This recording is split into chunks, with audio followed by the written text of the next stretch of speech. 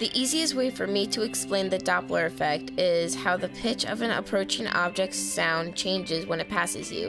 An example of this is if you're watching cars racing from the stands and you hear the pitch get higher as the cars get closer.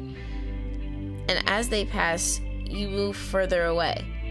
The pitch gets lower. Here's a video of F1 racing cars demonstrating the Doppler effect.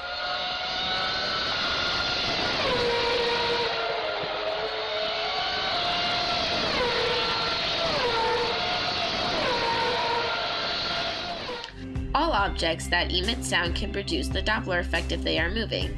I'm going to demonstrate this effect with a crystal glass.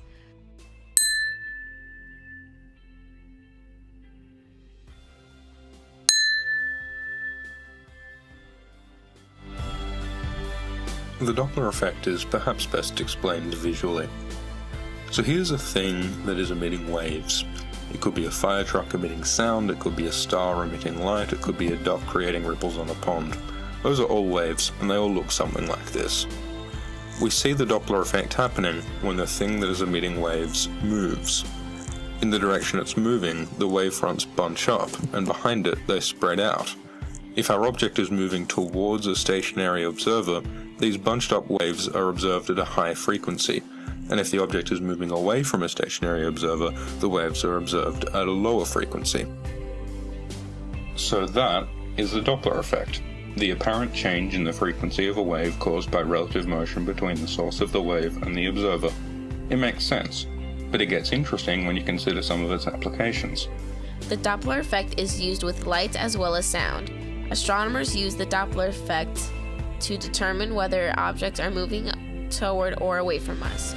A star moving away from us has a reddish hue to it because light waves would be more spread out, while a star moving toward would have a bluish hue because the light waves would be bunched up. How does this apply to audio production? When you're reproducing sounds for production in films or in any audio production, you may not have a sound that includes the Doppler effect.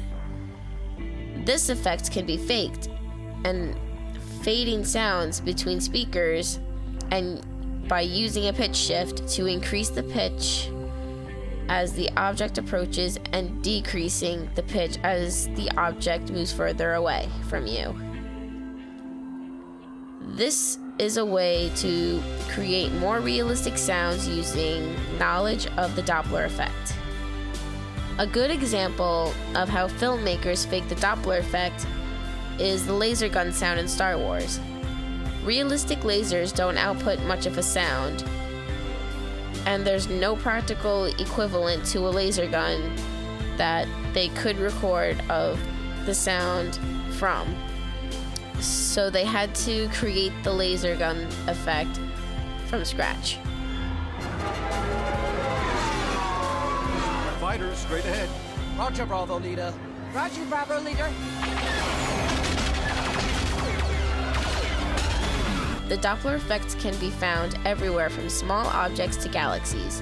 Audio engineers create fake Doppler effects in their productions to create believable sounds that go with the visual effects that they are trying to match.